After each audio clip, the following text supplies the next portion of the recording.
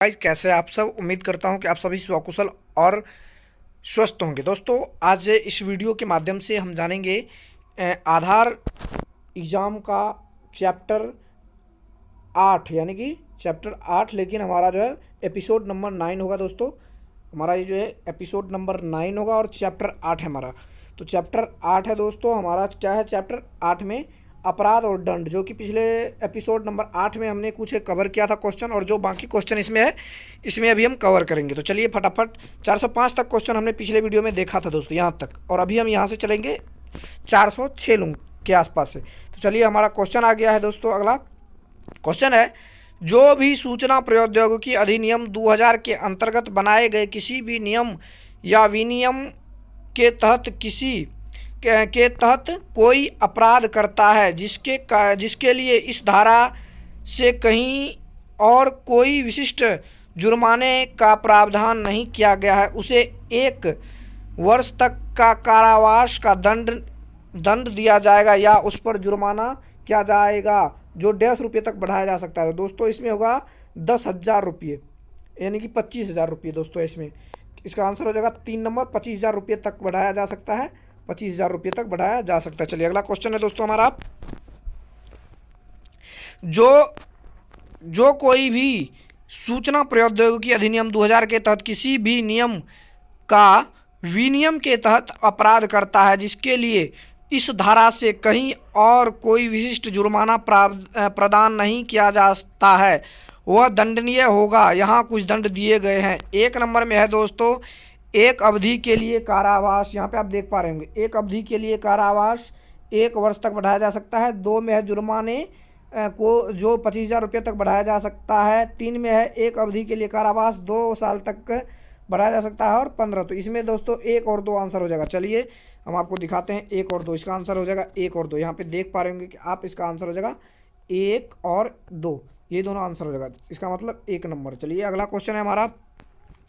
अगला क्वेश्चन है, जो कोई भी अनुरोध इकाई होने के लिए नाते धारा 8 की उपधारा 3 के उल्लंघन में एक व्यक्ति की पहचान की जानकारी का उपयोग करता है, दंड का भागी होगा। यहाँ कुछ दंड दिए गए हैं। 1 में है दोस्तों, 1 में है एक अवधि के लिए कारावास जो 1 साल तक बढ़ाया जा सकता है। 2 में है जुर्माने जिसे 25,000 रुपया तक बढ़ाया जा सकता है। 3 नंबर में एक अवधि के लिए कारावास जो 1 साल तक बढ़ाया जा सकता है।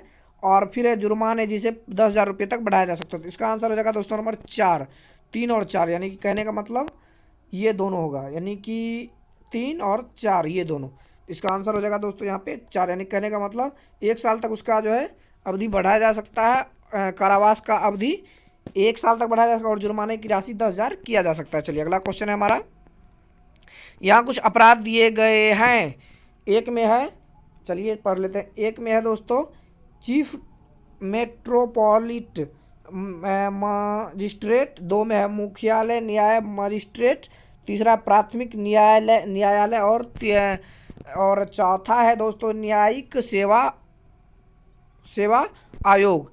उन अदालतों की पहचान करें जिसमें सूचना प्रौद्योगिकी अधिनियम 2000 के तहत किसी अपराध के लिए दंड दे सकते हैं। तो इसका आंसर हो जाएगा 1 नंबर। 1 नंबर किस चीज़ का? चीफ मेट्रोपॉलिटन मजिस्ट्रेट, और 2 है मुख्य न्यायिक मजिस्ट्रेट। और 1 और 2, इसका आंसर हो जाएगा दोस्तों 1 नंबर। चलिए अगला क्वेश्चन है दोस्तों हमारा। यहाँ कुछ पुलिस रैंक दिए गए हैं। 1 में है पुलिस सब इंस्पेक्टर। 2 में है पुलिस सहायक इंस्पेक्टर, पुलिस इंस्पेक्टर और पुलिस सहायक निरीक्षक। उप रैंक की पहचान करें जो सूचना प्रौद्योगिकी अधिनियम 2000 के तहत किसी अपराध की जांच कर सकता है। इसमें कौन कर सकता है? 3 नंबर। 3 नंबर में दोस्तों ओनली 1 3। तो इसका आंसर हो जाएगा ओनली 1 3 में पुलिस इंस्पेक्टर, ये होगा इसका आंसर, पुलिस इंस्पेक्टर, ये 3 नंबर का। तो चलिए यहाँ पे हो जाएगा 3 नंबर। इसका आंसर होगा 3 नंबर, पुलिस इंस्पेक्टर इसका जांच कर सकता है। चलिए अगला क्वेश्चन है दोस्तों, कोई त्रुटि पाई गई जहां UIDAI सॉफ्टवेयर में छेड़छाड़ करके नकली पहचान के प्रमाण पते के प्रमाण के सत्य नामांकन किया गया था, यहाँ कुछ लोग दिए गए हैं: ऑपरेटर, पर्यवेक्षक, रजिस्ट्रार और परिचयकर्ता। इन लोगों में से किसके लिए किस किस अपराध के लिए राजी होगा?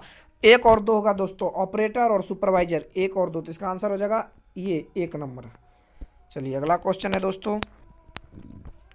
अगला क्वेश्चन है, जांच के दौरान यह पता चलता है कि फोटो की फोटो पीओपी आधार पंजीकरण में इस्तेमाल की गई थी। जहां कुछ लोग दिए गए हैं: ऑपरेटर, सुपरवाइजर, रजिस्ट्रार, परिचयकर्ता। इसमें से किसी के लिए अपराध के लिए राजा यानी कि सजा हो गई? तो 1 और 2, यानी कहने का मतलब 1 और 2, यानी कि ऑपरेटर, सुपरवाइजर, 1 और 2। इसका मतलब ये हो जाएगा आंसर 1 नंबर। चलिए देखिए यहाँ पे, अब देख लीजिए। चलिए ठीक है, अगला क्वेश्चन है दोस्तों, यहाँ पे देखिए पढ़िए। कोई भी जो प्राधिकरण द्वारा अधिकृत नहीं है और वह जानबूझकर केंद्रीय पहचान डेटा रिपॉजिटरी से किसी भी डेटा को डाउनलोड या कॉपी करता है या किसी निकाले जाने योग्य संग्रहण के माध्यम से संग्रहित करता है, यहाँ कुछ दंड दिए गए हैं। 1 नंबर में है, एक अवधि के लिए कारावास जो 3 साल तक बढ़ाया जा सकता है। जुर्माने रुपया 1 लाख 1 लाख से कम नहीं होगा। और 3 नंबर में एक अवधि के लिए कारावास जो 2 साल तक बढ़ाया जा सकता है और जुर्माने 30,000 तक किया। इसका आंसर हो जाएगा दोस्तों 1 नंबर, यानी कि 3 साल तक कारावास की बढ़ाया जा सकता है और 1 लाख तक का जुर्माना किया जा सकता है। 1 और 2, तो इसका आंसर हो जाएगा ये 1 नंबर। चलिए अगला क्वेश्चन है हमारा। अगला क्वेश्चन है, जो कोई यानी कि कोई भी जो प्राधिकरण द्वारा अधिकृत नहीं है और यह जानबूझकर किसी व्यक्ति को नुकसान पहुंचाने के इरादे से प्रौद्योगिकी द्वारा उपयोग किए जाने वाले किसी कंप्यूटर स्रोत कोड को यानी कि चोरी, छिपे, नष्ट करने या बदलने का कारण बनता है, इसे दंडनीय अब होगा। एक अवधि के लिए कारावास 3 साल तक बढ़ाया जा सकता है और जुर्माने 1 लाख तक। इसका भी आंसर 1 ही होगा दोस्तों, सेम ही चीज़ है अपराध। इसका आंसर 1 हो जाएगा, यानी कि 3 साल तक कारावास, 1 लाख तक जुर्माना हो सकता है। चलिए अगला क्वेश्चन है, जो कोई भी एक नामांकन एजेंसी या एक अनुरोध इकाई होने के नाते धारा 8 की उपधारा 2 या धारा 8 के उपधारा 3 की उपेक्षाओं का अनुपालन करने के में विफल रहता है दंडनीय योग्य है। कुछ दंड दिए गए हैं: एक अवधि के लिए कारावास 1 साल तक बढ़ाया जा सकता है और 2 में है जुर्माना जो 25,000 रुपये तक बढ़ाया जा सकता है। और 3 में है एक अवधि के लिए कारावास जो 3 साल तक बढ़ाया जा सकता है, जुर्माने 10,000 तक बढ़ाया जा सकता है। तो इसका आंसर हो जाएगा दोस्तों, इसका 2 नंबर हो जाएगा दोस्तों। यहाँ पे आप देख पा रहे होंगे 1 और 4, यहाँ पे आप देख पा रहे हैं 2 नंबर में 1 और 4, 2 नंबर का आंसर है। 1 और 4 में क्या, चलिए पढ़ लेते एक बार। 1 नंबर में है कि एक अवधि के लिए कारावास जो 1 साल तक बढ़ाया जा सकता है और जुर्माना 10,000 तक हो सकता है। यहाँ पे 1 और 4, यानी कि 1 और 4 ये दोनों है, यानी कि 1 साल के लिए कारावास और 10,000 तक का जुर्माना किया जा सकता है। चलिए अगला क्वेश्चन है, जो कोई भी प्राधिकरण द्वारा अधिकृत नहीं है वह जानबूझकर केंद्रीय पहचान डेटा रिपॉजिटरी तक पहुंचने के लिए अधिकृत किसी भी व्यक्ति तक पहुंचने का इनकार कर देता है तो वह दंडनीय होगा। एक अवधि के लिए कारावास जो 3 साल तक बढ़ाया जा सकता है, जुर्माना 1 लाख से कम नहीं होगा। और 3 में है एक अवधि के लिए कारावास जो 2 साल तक बढ़ाया जा सकता है और जुर्माना 30,000 से कम नहीं होगा। तो इसका आंसर हो जाएगा दोस्तों, तो दोस्तों इसका आंसर हो जाएगा 1 नंबर। 1 नंबर में क्या है, 1 और 2, यानी कि यहाँ पे आप देख लीजिए, एक अवधि के लिए कारावास जो 3 साल तक बढ़ाया जा सकता है और 1 लाख तक का जुर्माना देना होगा, उससे कम नहीं होगा। चलिए अगला क्वेश्चन है हमारा, यहाँ कुछ अपराध दिए गए हैं। एक व्यक्ति या कंपनी प्राधिकरण द्वारा प्राधिकृत नहीं है या केंद्रीय पहचान डेटा रिपॉजिटरी तक पहुँचने में बाधा उत्पन्न करता है या कारण बनता है। और दूसरा है, एक व्यक्ति या कंपनी केंद्रीय पहचान डेटा रिपोजिटरी में डेटा क्षतिग्रस्त या क्षतिग्रस्त होने का कारण बनता है। तीसरा है, एक व्यक्ति या कंपनी केंद्रीय पहचान डेटा रिपोजिटरी में किसी भी वायरस या अन्य कंप्यूटर प्रदूषक प्रवेश करने या करने का कारण बनता है। और चार में है, एक व्यक्ति या कंपनी जानबूझकर किसी भी पहचान की जानकारी एकत्रित, प्रसारित, कॉपी या अन्यथा प्रसारित करती है। आपको उन अपराधों को खोजने की ज़रूरत है जिसके परिणाम स्वरूप 3 साल के लिए कारावास और जुर्माना भी हो सकता है। 10 लाख रुपये से कम नहीं। यहाँ पे गलती हो गया है दोस्तों, 10,000 होना चाहिए, क्योंकि 10 लाख तो कहीं पे हम देखे नहीं हैं। इकाई, दहाई, सैकड़ा, हज़ार, 10,000, लाख, यानी कि 1 लाख होगा या 10,000। तो चलिए इसका आंसर हो जाएगा दोस्तों, चलिए एक बार पढ़ लेते हैं हम। इसका हो जाएगा दोस्तों 3 नंबर। 3 नंबर में क्या है, 1 2 3, 1 2 3। तो चलिए पढ़ लेते एक बार, 1 2 3 में क्या है। यानी कि ये इसमें और इसमें, यानी कि दोनों में आप अगर गलती करते हैं और इसमें, तो इसका हो जाएगा यानी कि 3, 1 2 3, तब जाके 1 लाख का जो है इसमें आपको जुर्माना देना पड़ता है। दोस्तों हमारा अगला क्वेश्चन है, यहाँ कुछ अपराध दिए गए हैं। चलिए 1 नंबर में, किसी व्यक्ति या कंपनी किसी भी हटाने योग्य स्टोरेज मीडिया में संग्रहित किसी भी जानकारी को नष्ट या हटा देता है, या केंद्रीय पहचान डेटा रिपोजिटरी में बदलाव या उसके मूल्य या उपयोगिता को कम करता है, या किसी भी माध्यम से इसे हानि पहुंचाता है। एक में हो गया। और दूसरा नंबर है, कोई व्यक्ति या कंपनी अगर किसी व्यक्ति को नुकसान पहुंचाने के इरादे से प्राधिकरण द्वारा उपयोग किए जाने वाले किसी भी कंप्यूटर स्रोत कोड को चुराने, छिपाने, नष्ट करने या प्रयास करता है, छुपाने या नष्ट करने का कारण में बदलता है। और 3 नंबर में, एक व्यक्ति या कंपनी कोई झूठी सांख्यिकी जानकारी प्रदान करके किसी व्यक्ति को प्रतिरूपित करने का प्रयास करता है, या झूठ, मृत, जिंदा, वास्तविक हो या काल्पनिक। और 4 में है, एक व्यक्ति या कंपनी धारा 28 अपराध 5 उपधारा 5 या उल्लंघन करके किसी जानकारी की साझा करती है, या धारा 29 के उल्लंघन की जानकारी का क्वेश्चन ही दोस्तों अधूरा। तो इसका आंसर चलिए उसे पढ़ लेते हैं। 2 नंबर होगा, 1 2 4, यानी कि इसका अपराध, कुछ अपराध दिया गया है, तो 1 2 3 और 4, तीनों चारों है कहने का मतलब, यानी कि 1 2 4 है, यानी कि 3 नंबर नहीं होगा, 1 होगा, 1 2 4 होगा, तो ये चारों इसका आंसर है, कहने का मतलब 2 नंबर। दोस्तों कुछ चीज़ आपको पढ़कर याद भी रखना होगा। कहने का मतलब ये सब अपराध दिए गए हैं, ये सब याद ही रखना पड़ेगा आपको। ये फिर देखिए यहाँ पे कुछ अपराध दिए गए हैं अगला क्वेश्चन में। एक व्यक्ति या कंपनी से अधिनियम प्रौद्योगिकी के तहत पहचान संबंधित जानकारी एकत्र करने के लिए अधिकृत नहीं किया जा रहा है, लेकिन शब्दों, आचरण या व्यवहार से यह दिखाने का प्रयास करता है कि वह ऐसा करने के लिए अधिकृत है। कोई भी व्यक्ति या कंपनी अगर किसी व्यक्ति के नुकसान पहुंचाने के इरादे से प्राधिकरण, कहने का मतलब उपयोग करता है, या कोड, नष्ट, कंप्यूटर या कारण बनता है, वो हो गया। फिर 3 नंबर में, एक व्यक्ति या कंपनी भले ही मृत या जिंदा, वास्तविक या काल्पनिक कोई झूठ जनसांख्यिकी जानकारी प्रदान करने किसी व्यक्ति को प्रतिरूप करने के लिए एक व्यक्ति की प्रतिरूप करने का प्रयास करता है। अगला है 4 नंबर में है, एक व्यक्ति या कंपनी धारा 28 की उपधारा 5 का उल्लंघन करके किसी भी जानकारी को साझा करती है, या धारा 29 का उल्लंघन की जानकारी देती है। इसका आंसर हो जाएगा दोस्तों नंबर 4। 4 में 1 और 3, चलिए आप देख लीजिए। 1 नंबर यहाँ हो गया और 3 नंबर यहाँ हो गया, तो 1 नंबर और 3 नंबर इसका आंसर हो जाएगा 4। कुछ चीज़ आपको याद रख लेनी है। इसमें से 5 ही क्वेश्चन दोस्तों पूछे जाते हैं। चलिए अगला क्वेश्चन है, क्वेश्चन थोड़ा बड़ा है दोस्तों, इसीलिए थोड़ा परेशानी होता है।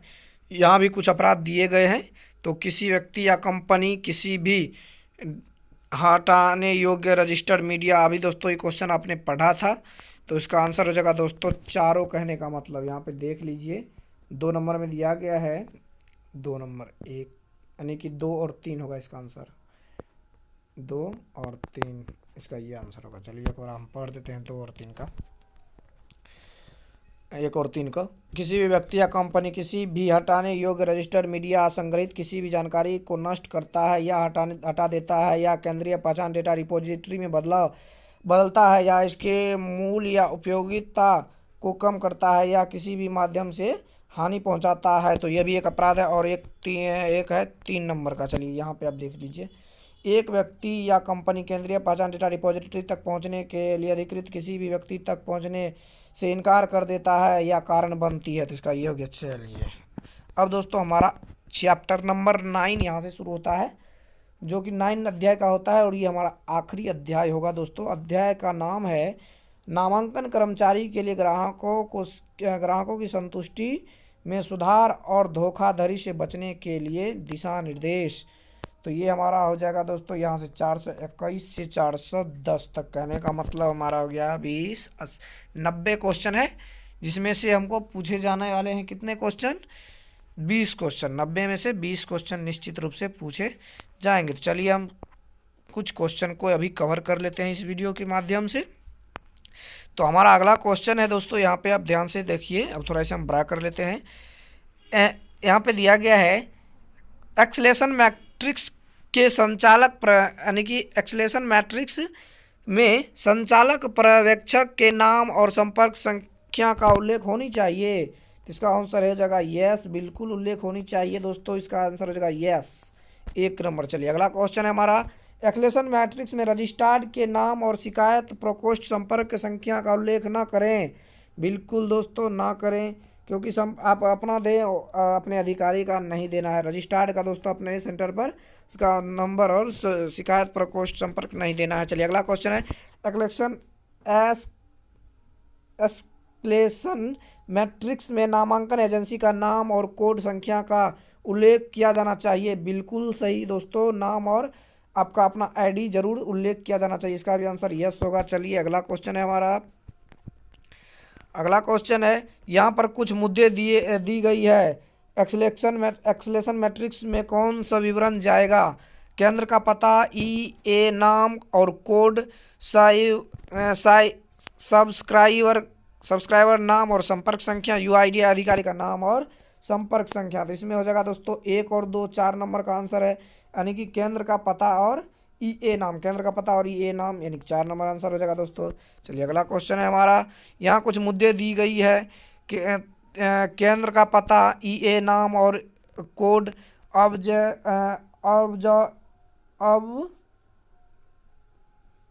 इसका यहाँ पे का नाम, ऑब्जर्व का नाम और संपर्क संख्या, 4 में रजिस्टर्ड नोडल अधिकारी का नाम और संपर्क संख्या। इन विवरणों में से कौन सा एक्सेलेशन मैट्रिक्स में जाएगा? तो इसका आंसर हो जाएगा 3 नंबर, 1, 3, 4। यहाँ पे देख लीजिए 3 नंबर क्या क्या है। चलिए फिर पढ़ के हम आपको सुनाते हैं।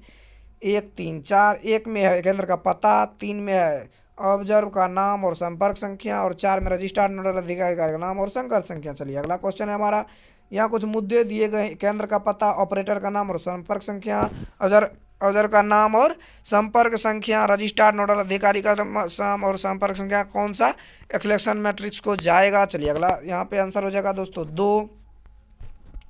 2 नंबर में 1, 3, 4, 1, 2, 4, 1, 2, 4। तो चलिए 1 में है केंद्र का पता, ऑपरेटर का नाम और नोडल अधिकारी, रजिस्टर्ड नोडल अधिकारी का नाम और संपर्क संख्या। चलिए अगला क्वेश्चन है दोस्तों, यहाँ कुछ आइटम दिए गए हैं, केंद्र का पता, ऑपरेटर का नाम और संपर्क संख्या, और संपर्क शिकायत प्रकोष्ठ, रजिस्टर्ड नोडल अधिकारी का संपर्क संख्या। इसमें से कौन सा एक्सेलेशन मैट्रिक्स में जाएगा? तो चलिए यहाँ पे दिया गया है 4, 3, यानी कि 1, 2, 3, 4, यानी कि A to Z सभी हो जाएगा दोस्तों। यहाँ पे ये होगा, ये यानी कि सभी हो जाएगा यहाँ पे। चलिए अगला क्वेश्चन है दोस्तों, यहाँ कुछ कथन दिए जा रहे हैं, आपको सही कथन का पहचान करना है।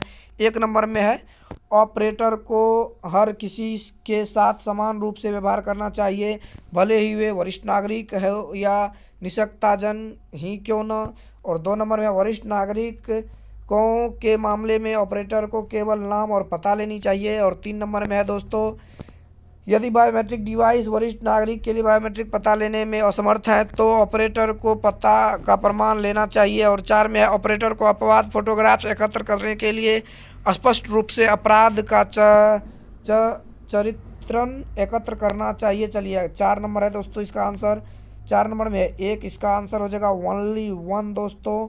ये ऑपरेटर को हर किसी के साथ समान व्यवहार करना चाहिए, चाहे वो कोई भी हो।